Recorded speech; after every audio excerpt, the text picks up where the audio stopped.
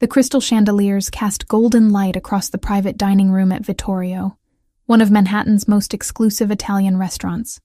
Lucia Grant moved between the chairs with practiced efficiency, her black server's apron tied neatly at her waist. White blouse crisp, despite the late hour. Tuesday nights were usually slower, but not tonight. 6 men sat around the mahogany table, their conversation a low murmur beneath the soft classical music filtering through hidden speakers. Lucia had learned long ago to make herself invisible during these private gatherings. Wealthy men conducting business didn't want to be interrupted by questions about wine pairings or dessert menus.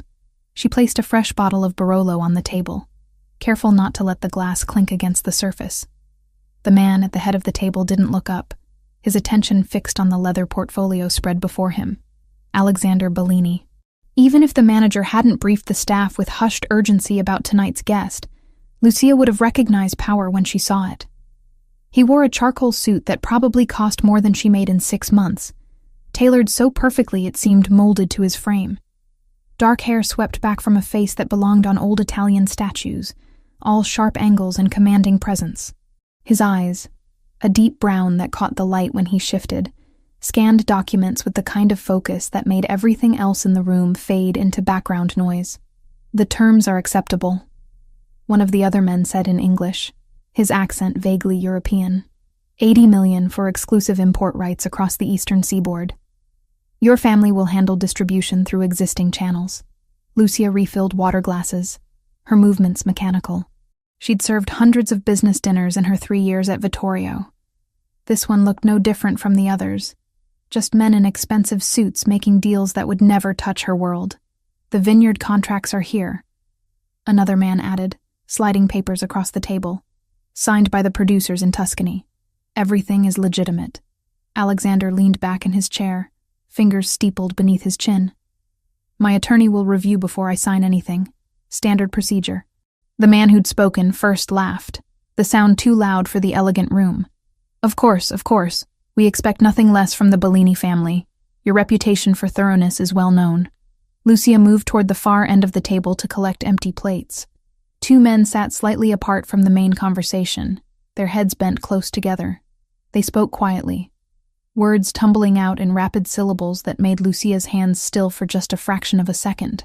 Sicilian, her grandmother's language, the one Carmela had taught her during long afternoons in their cramped Queen's apartment, insisting that Lucia remember where their family came from, even if they'd been in America for 2 generations.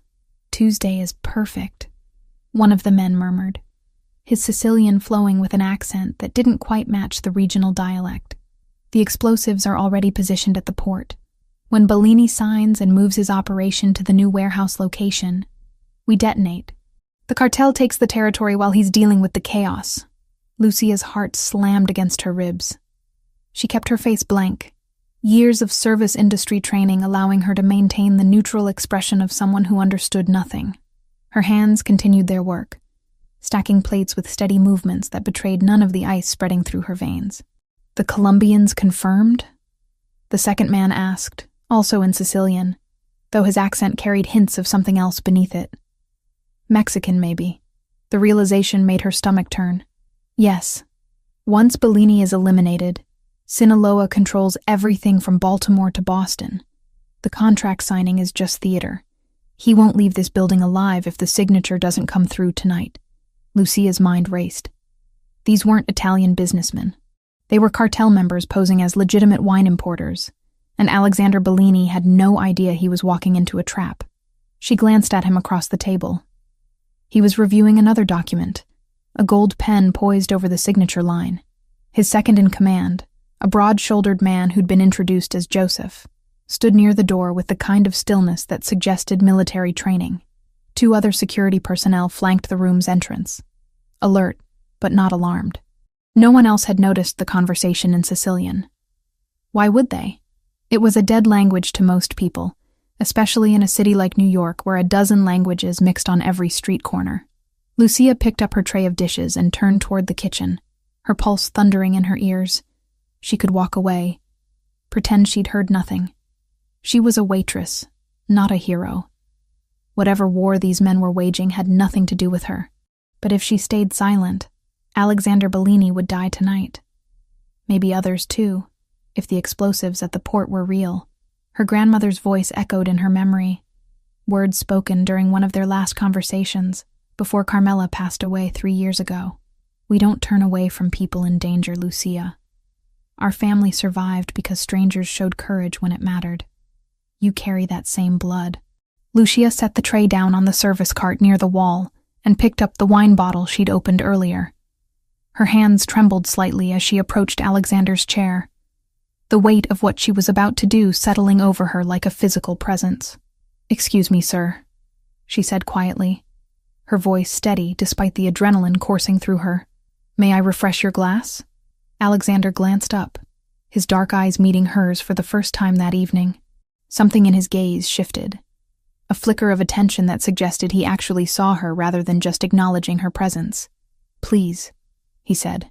Lucia leaned in, angling the bottle over his glass.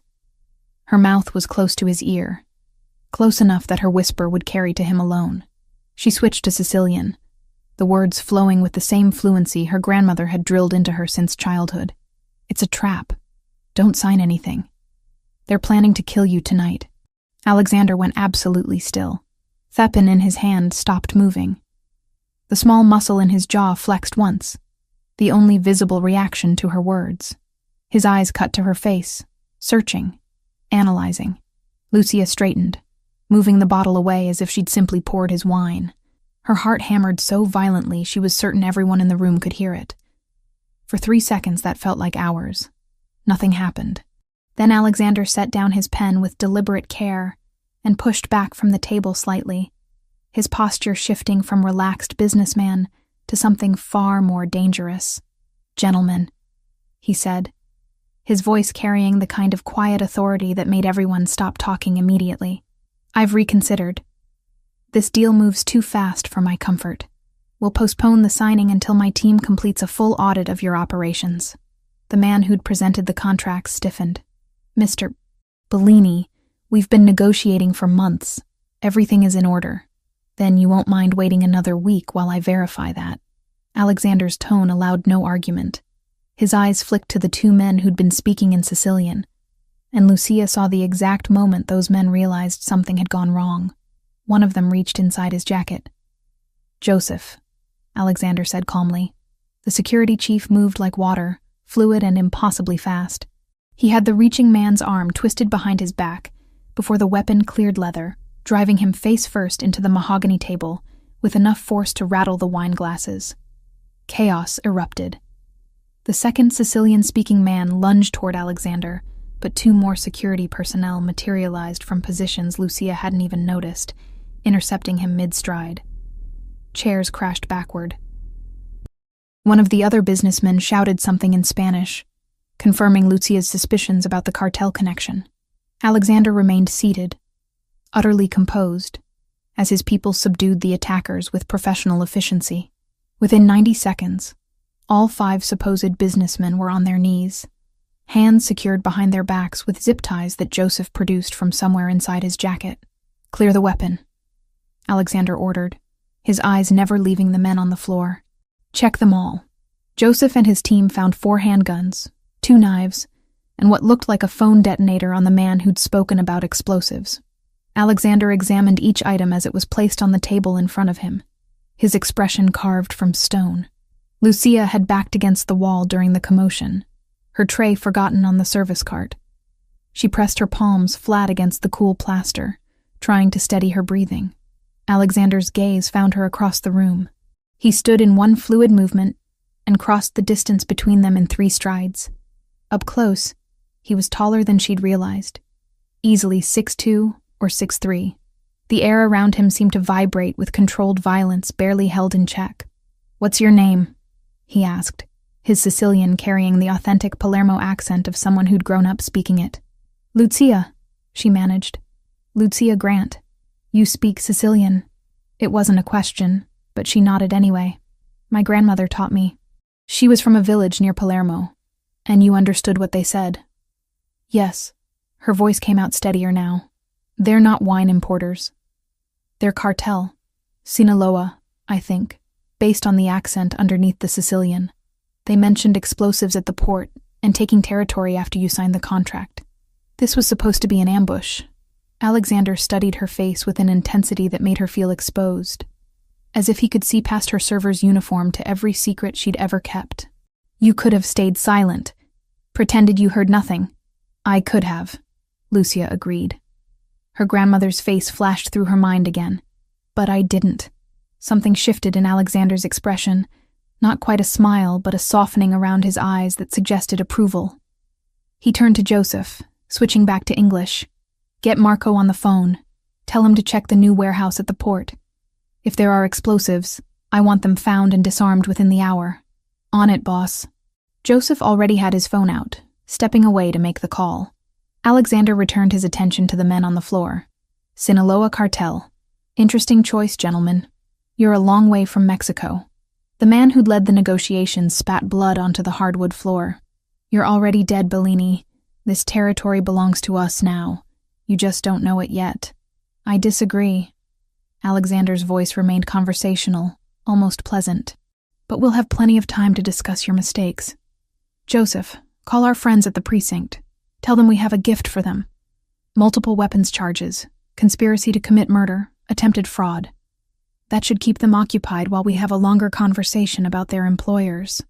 Lucia watched the scene unfold with a strange sense of detachment, as if she were observing from outside her own body.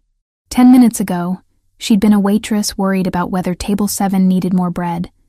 Now she stood in the middle of what was clearly a mob operation, having just saved the life of one of New York's most powerful crime bosses, Miss Grant. Alexander's voice pulled her back to the present. Don't leave yet. We need to talk. It wasn't a request. Lucia nodded mutely, her throat too dry for words. The next 20 minutes passed in organized chaos. Police arrived with surprising speed, though the officers who entered the private dining room greeted Joseph by name and seemed unsurprised by the scene they found. The supposed businessmen were led away in handcuffs, still protesting their innocence despite the weapons and detonator sitting in evidence bags.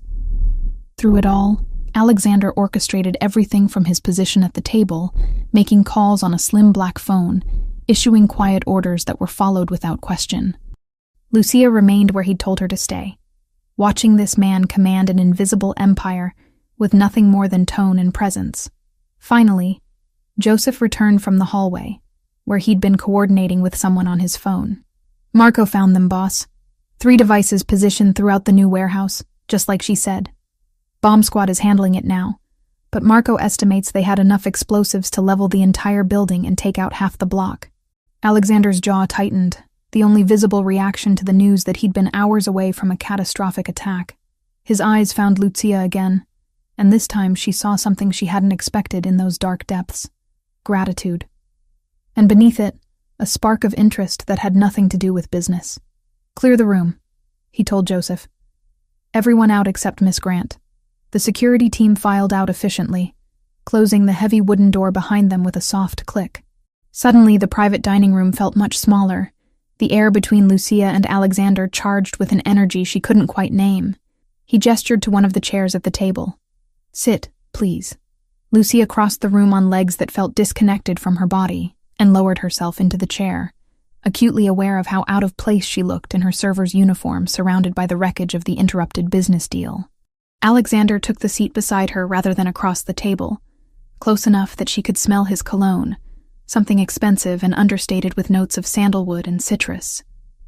You saved my life tonight, he said quietly. Do you understand that? Lucia swallowed hard. I just did what anyone would do. No. The word came out flat, final. Most people would have pretended they heard nothing. Self-preservation is a powerful instinct, especially when crime families and cartels are involved. But you chose to warn me anyway. Why? She thought about lying, about giving him some noble reason that would make her sound brave rather than foolish. But something in his gaze demanded honesty. My grandmother always said we don't turn away from people in danger. That courage matters, even when it's scary. Lucia twisted the small gold earrings her grandmother had given her, a nervous habit she'd never broken. And I guess I couldn't live with myself if I'd let you walk into a trap when I could have stopped it. Alexander leaned back in his chair, studying her with that same unnerving intensity. Your grandmother sounds like a wise woman. She was. Carmela Grant, born Carmela Rizzo in Sicily. She came here when she was 20 and never went back. But she made sure I knew where we came from. When did she pass? 3 years ago. The familiar ache settled in Lucia's chest. She raised me after my parents died in a car accident. I was 9. I'm sorry. The condolence sounded genuine rather than reflexive. My parents were also from Palermo. They came to New York in the 70s, built their business from nothing. Lucia didn't ask what business. She had a pretty good idea, and naming it felt dangerous. The cartel will know you interfered, Alexander said, his tone shifting to something more serious. When those men are interrogated, they'll talk about what happened here tonight. Your involvement won't stay secret. The ice that had started to thaw in Lucia's veins returned with a vengeance. She hadn't thought that far ahead, hadn't considered the consequences beyond the immediate moment of warning him. What does that mean? Her voice came out smaller than she wanted. It means you're in danger now. Sinaloa doesn't forgive witnesses, especially ones who cost them this much. Alexander's expression hardened. I won't let anything happen to you because you saved my life. You're under my protection now, whether you want it or not.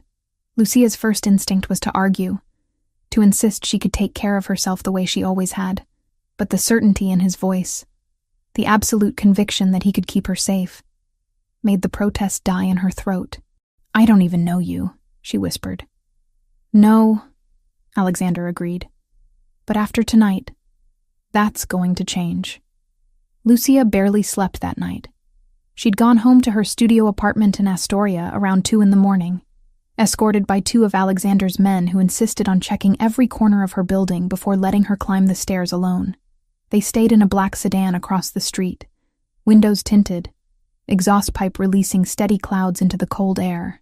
She lay in bed staring at the ceiling, replaying the events at Vittorio over and over, the Sicilian conversation, Alexander's face when she'd whispered the warning, the guns, the zip ties, the casual efficiency with which his people had handled armed cartel members like they were dealing with unruly children.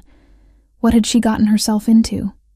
The knock on her door came at 7:45, sharp and authoritative. Lucia jerked upright, her heart immediately racing. She pulled on jeans and a sweater, fingers clumsy with adrenaline, and peered through the peephole. 2 men in dark suits stood in the narrow hallway. Not the same ones from last night, but they had that same quality of controlled alertness that marked them as Alexander's people. Miss Grant, the taller one said when she cracked open the door.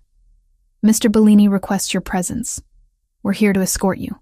Requests. As if she had a choice. Give me 5 minutes, Lucia said. She brushed her teeth, splashed water on her face, and pulled her hair into a ponytail with shaking hands. No makeup, no time to care about appearances.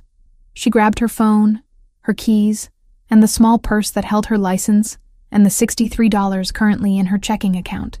The men led her downstairs to a different sedan, this one charcoal gray with tinted windows that made it impossible to see inside from the street.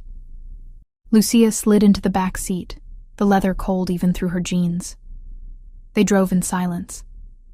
Morning traffic clogged the streets, taxis honking, delivery trucks double-parked, the city slowly waking to another Wednesday. Lucia watched it all through the window, wondering if this was the last time she'd see her neighborhood as a free woman. The sedan pulled up in front of a glass tower in the financial district, all sleek lines and reflective surfaces that caught the weak November sunlight.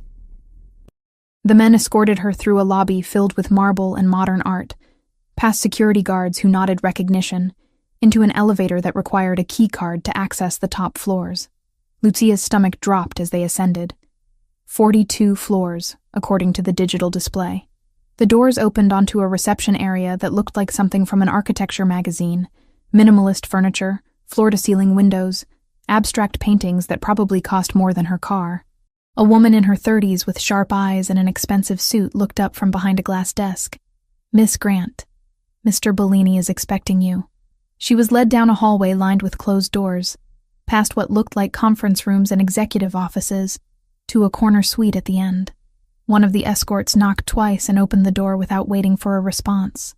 Alexander stood at the windows, his back to the room, phone pressed to his ear. He wore another impeccable suit, this one navy blue, his hair still damp from a recent shower.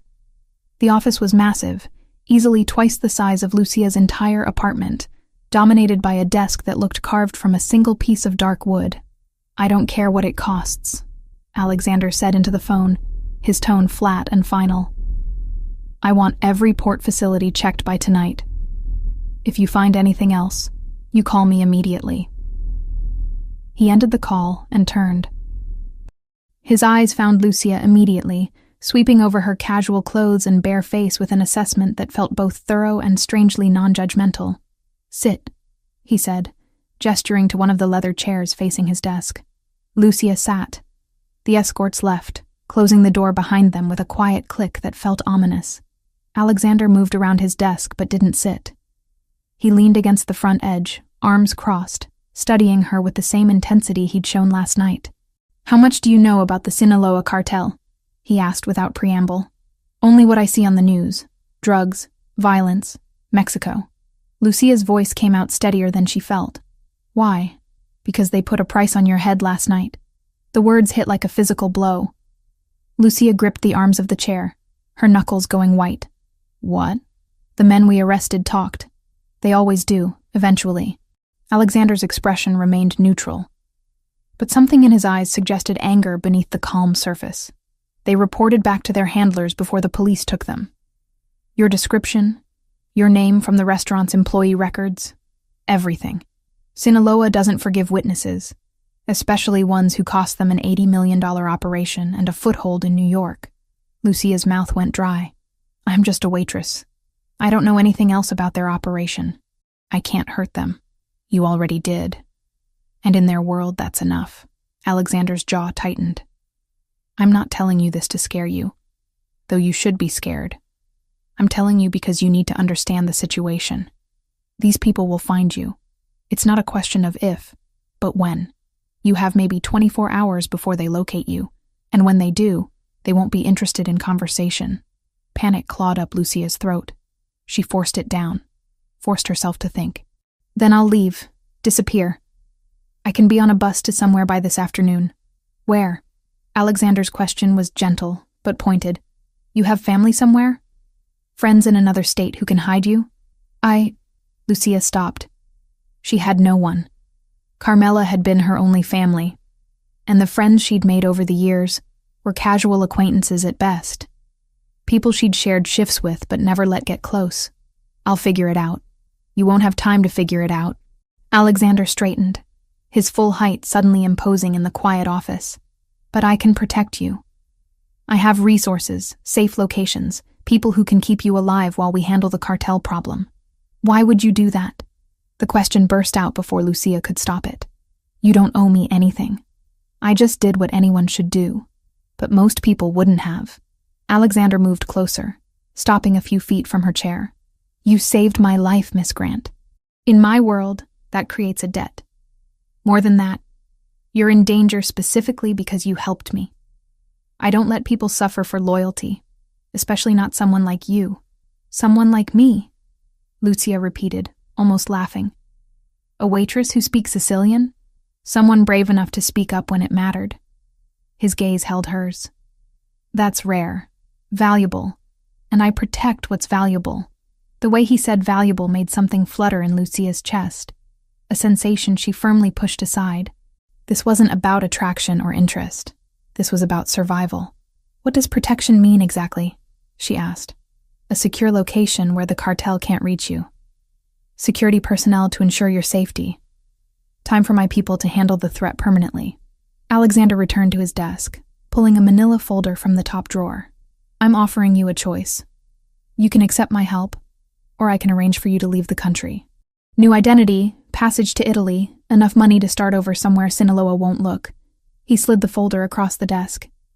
Inside, Lucia found a passport with her photo, but a different name, Anna Russo. Plane tickets to Rome dated for tomorrow morning. A bank card, with what looked like a substantial balance based on the paperwork clipped to it.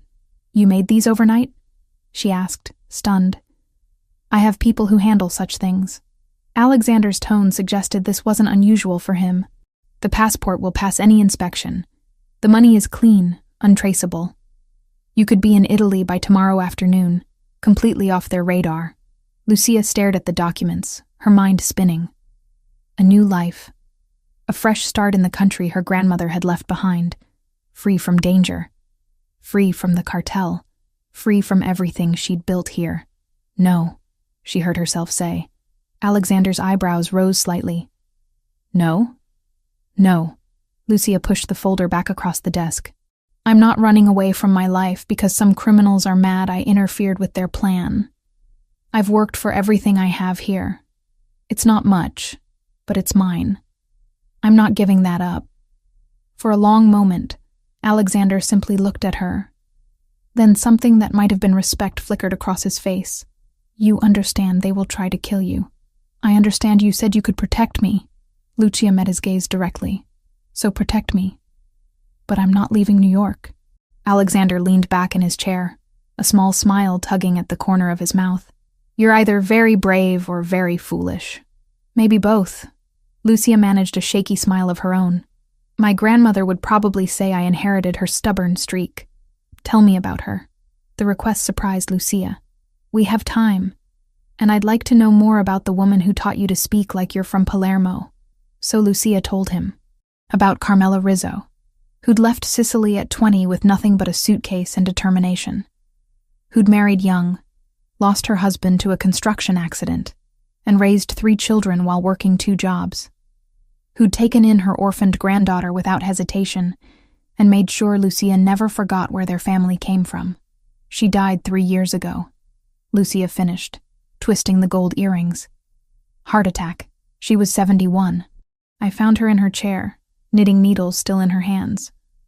I'm sorry. Alexander's condolence carried genuine sympathy. It sounds like she was an impressive woman. She was everything. Lucia's throat tightened. After my parents died, she was all I had. When I lost her, I was completely alone. I understand that feeling. Alexander's expression softened slightly. My parents were also from Palermo. They came here in the 70s, built their business from nothing. My father died when I was 23. My mother 2 years later. I have a younger sister, Lauren, but I keep her far away from my world. She lives in Boston, works as a teacher, has no idea about most of what I do. That must be hard, Lucia said quietly, keeping that distance. It keeps her safe. Alexander's jaw tightened, which is what matters. She has a normal life, a good life, that's worth more than closeness. They sat in silence for a moment. 2 people who'd lost too much finding unexpected common ground in an office 42 floors above the city. So what happens now? Lucia finally asked. Alexander stood, decisiveness returning to his posture. Now we get you to a secure location. I have an apartment in Tribeca, not a penthouse. Just a functional space we use for people who need protection. It's monitored, secure, and the cartel won't find it. For how long? As long as it takes to eliminate the threat. He pulled a business card from his pocket, black with silver lettering and a single phone number. This is my personal line. You need anything, you call. Day or night. No one else has this number except my sister and my second-in-command. Lucia took the card, the weight of it somehow significant in her palm. Thank you. Don't thank me yet. You're about to spend days, maybe weeks, confined to an apartment with security watching your every move. It's protective custody, not a vacation. Still better than being dead. Lucia stood, shouldering her purse. When do we go? Now. The apartment in Tribeca was exactly as Alexander had described. Functional, rather than luxurious. 2 bedrooms, a living area with reinforced windows, a kitchen stocked with basics. The security was subtle, but present. Cameras in the hallway. Guards rotated in 8-hour shifts outside the door. Lucia spent the day alternating between pacing and sitting. Her mind unable to settle. She'd called her manager at Vittorio, claiming a family emergency that would keep her away for a while. The lie came easily, smoothly. Another small piece of her normal life slipping away. Alexander returned around 9 that evening, carrying bags from a nearby Italian deli. I thought you might be hungry." They ate at the small dining table, conversation flowing more easily than Lucia had expected. He asked about her life. Her dreams before circumstances had narrowed her options. She found herself talking about the languages she'd wanted to study, the degree she'd planned to pursue before money became impossible. "What would you do?" Alexander asked. "If money wasn't an issue. If you could study anything, be anything?" Lucia considered the question, unused to thinking beyond the immediate concerns of rent and bills. "I'd study linguistics, maybe work as a translator or interpreter. Use the languages I know to actually help people, not just take drink orders." "You speak more than Sicilian?" "Italian, Spanish, some French. I taught myself from library books and online courses." She shrugged, embarrassed. "It's not formal education, but I'm fluent enough." Alexander's expression turned thoughtful. "That's a valuable skill set. More valuable than you probably realize." When he stood to leave an hour later, Lucia walked him to the door. He paused on the threshold, seeming to debate something internally. "You surprised me today," he finally said. "Most people would have taken the escape route. Run as far and fast as possible. I'm not most people." Lucia managed a tired smile. "Apparently I'm stubborn and foolish. Brave," Alexander corrected quietly. "The word you're looking for is brave." Their eyes held for a moment too long, something unspoken passing between them in the narrow entryway. Then Alexander cleared his throat and stepped back. "Get some rest. Tomorrow we'll figure out what comes next." After he left, Lucia locked the door and leaned against it, her heart beating faster than the situation warranted. She pulled out the business card he'd given her, running her thumb over the embossed numbers.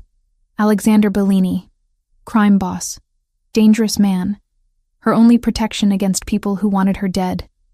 And somehow, against all logic, someone she was beginning to trust. 7 days in the Tribeca apartment felt like 7 years. Lucia had always considered herself adaptable, someone who could make the best of any situation. But confinement tested that belief in ways she hadn't anticipated. The space itself was comfortable enough. Clean sheets, a functional kitchen, windows that let in filtered sunlight through bulletproof glass. But knowing she couldn't leave, couldn't even step outside for a walk without armed escorts, made the walls press closer each day. She filled the hours with whatever she could find, reading on her phone until her eyes burned, cooking elaborate meals from the groceries that appeared like clockwork every other morning, watching the street below through those reinforced windows, counting taxis, studying pedestrians, searching for any sign of the danger Alexander insisted was still hunting her. The security detail rotated every 8 hours. Different faces but the same watchful silence, men and women who nodded politely when she offered coffee, but never engaged in actual conversation. They were there to protect her, not befriend her. On the 7th morning, Lucia was staring at her 3rd cup of coffee when her phone buzzed with an unfamiliar number. She almost didn't answer, then recognized the area code from Alexander's business card. "Miss Grant." His voice carried clearly through the speaker. "How are you holding up?" Lucia glanced around the apartment, at the books she'd already read twice, the television she'd watched until the programs blurred together. "I'm going quietly insane, if we're being honest.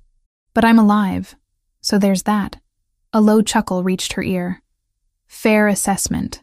I have a proposition that might help with the sanity issue." "I'm listening.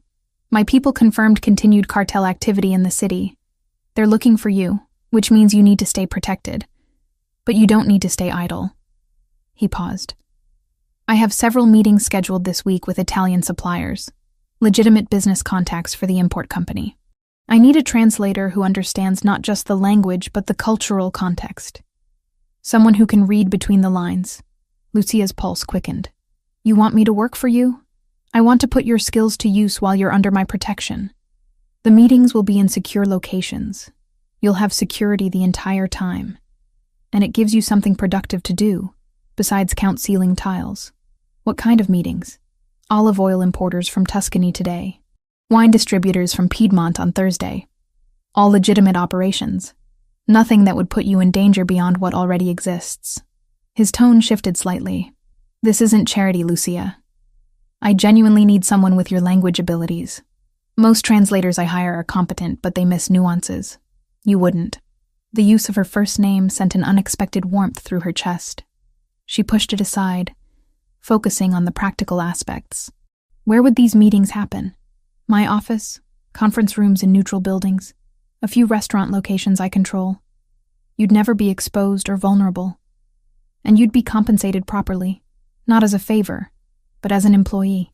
Lucia walked to the window, pressing her palm against the cool glass. Below, the city moved in its endless rhythm. Delivery trucks, business people with coffee, dog walkers navigating crowded sidewalks. Life continuing while she remained frozen in place. "When's the first meeting?" she asked. 2 hours. I'll send a car. The offices of Bellini Import Solutions occupied 3 floors of a building in Midtown, far more corporate and legitimate-looking than Lucia had expected. Glass-walled conference rooms, assistants typing at sleek desks, the hum of normal business operations that could have belonged to any successful company. Alexander met her in the lobby himself, dressed in a charcoal suit that made his dark eyes appear even more intense. "Thank you for coming. Thank you for giving me something to do besides memorize wall textures." Lucia had dressed in the most professional clothes the security team had retrieved from her apartment. Black pants and a cream blouse that felt inadequate next to the expensive fabric surrounding her. "You look fine." Alexander's gaze swept over her once, quick and assessing. "The Tuscany delegation arrives in 20 minutes. 3 representatives from a family-owned olive grove that's been producing oil for 6 generations. They speak English but prefer Italian for business discussions. They're also very traditional, very proud. Respect matters more than anything." "Understood." He led her to a conference room where Joseph was already setting up laptops and presentation materials. The older man nodded at Lucia with something that might have been approval. "She knows what she's doing," Alexander told Joseph. "Let her work." The Italians arrived precisely on time, 3 men in their 50s and 60s wearing suits that had clearly been tailored in Europe. They greeted Alexander with warm handshakes and careful formality, then turned curious eyes on Lucia when Alexander introduced her. "This is Lucia Grant, my translator for today's meeting. She speaks Italian and Sicilian fluently." The oldest of the 3, a man with silver hair and weathered hands, addressed her directly in rapid Italian. "Your family is from Italy, signorina?" The honorific meant miss, but it felt like a test. "My grandmother came from Sicily," Lucia replied in the same language, matching his regional accent without thinking. "A small village near Palermo. She made sure I learned properly. Not the broken Italian Americans usually speak." Something lit in the old man's eyes. "Ah, a true daughter of Sicily. Your grandmother taught you well. I am Antonio Ricci, and these are my brothers, Marco and Giuseppe. We are very pleased to meet you." The tension in the room immediately softened. What could have been a formal, guarded negotiation transformed into something closer to a conversation between family. Antonio and his brothers relaxed in their chairs, their Italian flowing more freely as Lucia translated back and forth between them and Alexander. But she did more than simply convert words. When Antonio used a phrase that referenced an old Tuscan saying about quality versus quantity, Lucia didn't just translate literally. She explained the cultural context to Alexander, the deeply held belief among traditional producers that rushing meant sacrificing excellence. When Alexander proposed distribution terms, Lucia softened the language slightly, framing it in a way that emphasized partnership rather than transaction. The Ricci brothers responded with enthusiasm rather than the defensive posturing that had apparently stalled previous negotiations. 2 hours later, they had a preliminary agreement that Joseph described as the best terms anyone had managed to extract from the notoriously difficult Ricci family in 5 years of trying. Antonio clasped Lucia's hands as they prepared to leave. "You have a gift, signorina. Miss, not just for language, but for understanding people. Your grandmother would be very proud." After the Italians departed, Alexander turned to Lucia with an expression she couldn't quite read. "You were remarkable. I just translated." "No." He shook his head. "You read them, understood what mattered to them, and adjusted the conversation accordingly. That's not translation. That's negotiation at a level most people never achieve." Warmth flooded Lucia's cheeks. "My grandmother always said language is about connection, not just words." She was right. Alexander checked his watch. "It's nearly 7. Have you eaten?" Not since breakfast. There's a place in the West Village I think you'd like. Nothing fancy, just good food and quiet atmosphere. He paused. Consider it a professional dinner. We can discuss how the other meetings this week should be structured. Lucia knew she should probably decline, maintain some kind of boundary between her situation and whatever this was becoming. But the thought of going back to that apartment, to the silence and the waiting, made the decision easy. I'd like that. The restaurant occupied a narrow brownstone on a tree-lined street, the kind of place tourists would walk past without noticing. No sign outside, just a discreet number above an unmarked door. Alexander led her through to a back room where half a dozen tables were scattered across worn wooden floors. The owner, an elderly Italian woman who called Alexander by his first name, seated them at a corner table and disappeared into the kitchen without taking their order. She'll bring whatever she made today, Alexander explained. Maria doesn't believe in menus. You eat what she cooks or you go somewhere else. My grandmother was the same way. Lucia smiled at the memory. She'd spend all day making Sunday dinner and get offended if you didn't eat 3 helpings of everything. Did you cook with her? Every weekend. She taught me to make sauce from scratch, to roll pasta by hand, all the old recipes her mother had taught her. Lucia traced the grain of the wooden table with one finger. After she died, I couldn't bring myself to make any of it. Too many memories. Alexander nodded slowly. I understand that. My mother's kitchen was her domain. After she passed, my sister tried to cook her recipes, but it never tasted right. Like something essential was missing beyond just the ingredients. Maria returned with wine, a deep red that tasted like earth and summer. Then came plates of food, simple preparations that showcased quality ingredients. Grilled vegetables, fresh mozzarella, bread still warm from the oven. They ate and talked, the conversation flowing between personal history and present circumstances. Lucia told him about her dreams of studying languages. The scholarship applications she'd filled out before her grandmother's medical bills consumed what little savings they had. I worked at a coffee shop in college, she explained. Took night classes when I could afford them. Made it through 2 semesters before the money ran out completely. After Carmela died, I had to drop out and work full-time just to cover rent. That's when you started at Vittorio? No, I worked at 3 other restaurants first. Vittorio was actually a step up. The pay was better and the clientele tipped well if you kept your head down and didn't cause problems. Until you decided to cause a very specific problem by saving my life. Lucia met his gaze across the table. I'd do it again, even knowing what it cost me. Why? Alexander leaned forward slightly. You lost your job, your apartment, essentially, your normal life. Most people would regret that decision by now, because letting you die would have cost me more. She struggled to articulate the feeling. I would have lost myself, the person my grandmother raised me to be. Some things matter more than convenience or safety. Something shifted in Alexander's expression, a softening around his eyes that made him look younger, less guarded. Your grandmother raised someone remarkable. Before Lucia could respond, Maria appeared with dessert, effectively ending the moment. But the warmth in Alexander's gaze lingered, even as the conversation shifted to safer topics. They were walking to the car an hour later when Lucia noticed the headlights. A dark sedan had been parked across the street when they arrived. Now it pulled away from the curb the moment they stepped outside, moving slowly in their direction. Alexander's hand found her elbow immediately, his grip firm but not painful. Get in the car. Now. His driver already had the engine running, passenger door open. Lucia slid into the back seat as Alexander joined her, his body angling to shield hers from the street. Joseph appeared from somewhere, phone already at his ear. We've got a tail, the driver said, his voice calm despite the tension crackling through the vehicle. Black sedan, 2 occupants visible, following since we left Midtown. Alexander's jaw tightened. Lose them. Don't let them track where we're going. The next 15 minutes passed in a blur of turns and acceleration. The driver navigated the city streets with precision, using traffic and timing to put distance between their car and the pursuing sedan. Lucia gripped the door handle, her heart hammering as they wove through intersections and doubled back on their route twice.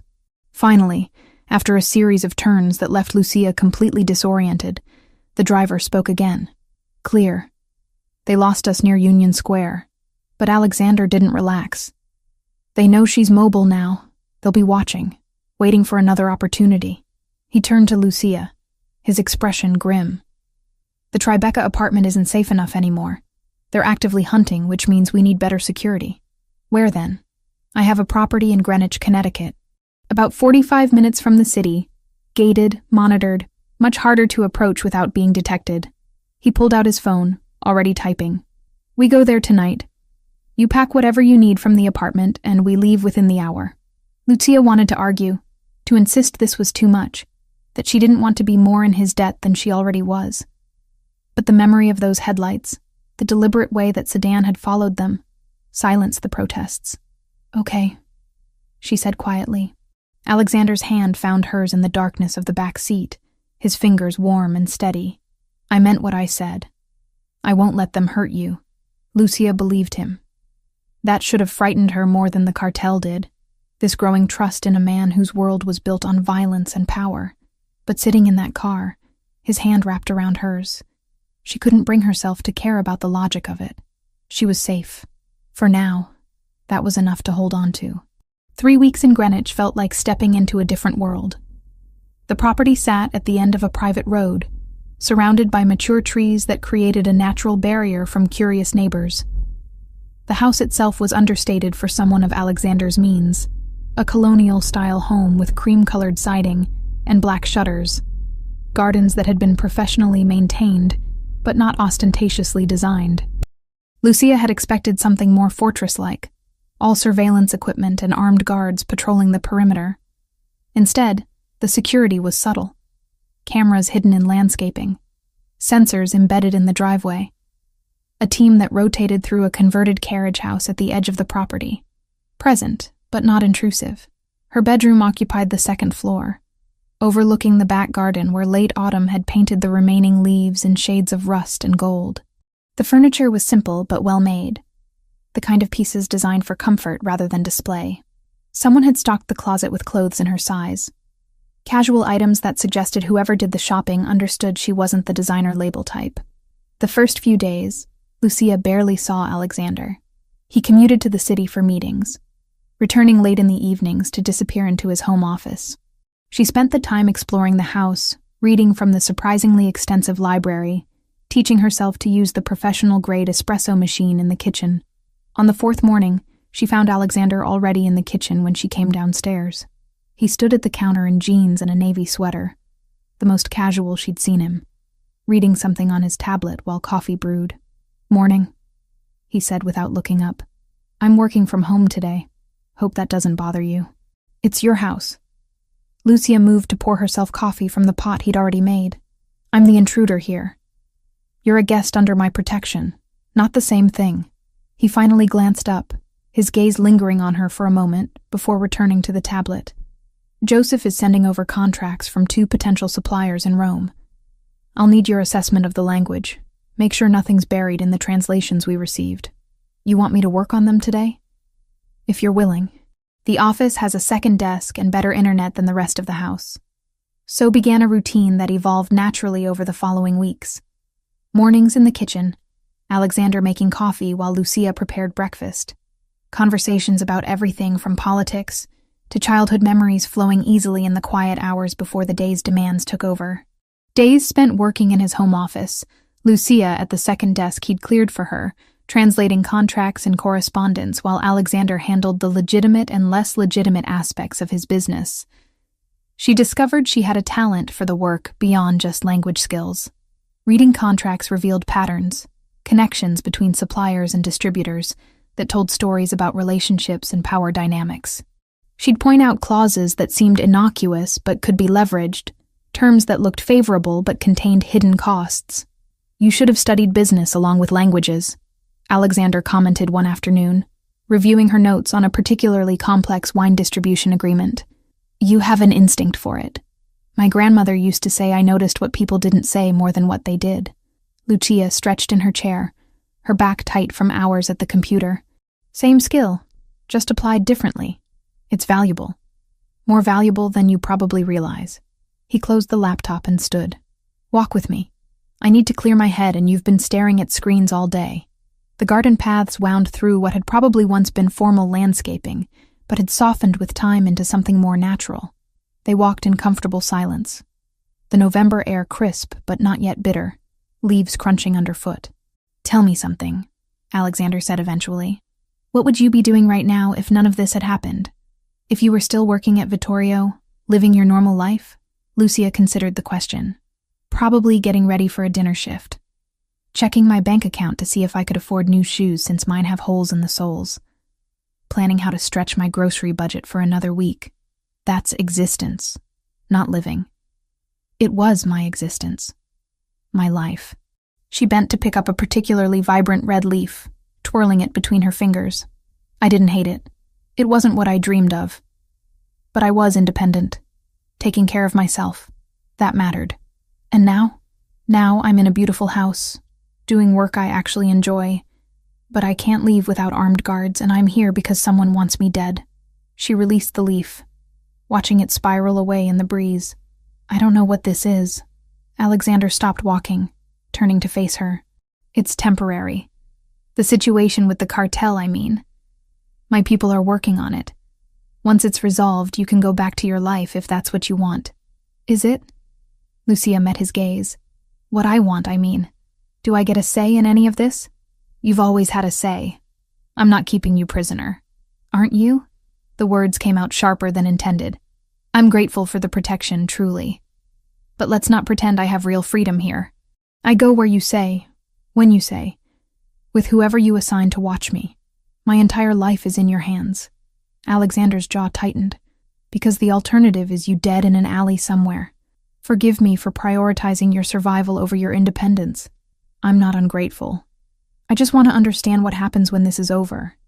Do I go back to being a waitress? Do I disappear with that fake passport you made? What's the endgame here? I don't know." The admission seemed to cost him something. "I haven't thought that far ahead because right now, keeping you alive is the only thing that matters." Before Lucia could respond, his phone buzzed. Alexander glanced at the screen, his expression immediately hardening. "I need to take this. We'll continue this conversation later." He strode back toward the house, already speaking rapidly into the phone in Italian. Lucia followed more slowly, that familiar feeling of being adrift settling over her again. That evening, Alexander's sister arrived unannounced. Lucia was in the kitchen preparing dinner when she heard voices in the foyer. A woman's laugh followed by Alexander's lower tones. She wiped her hands on a towel and moved to the doorway. The woman embracing Alexander was petite, maybe 5'3", with the same dark hair and brown eyes but softer features. She wore jeans and a Boston University sweatshirt, canvas bag slung over one shoulder, looking nothing like the polished professionals Lucia had seen in Alexander's office. "You said you'd visit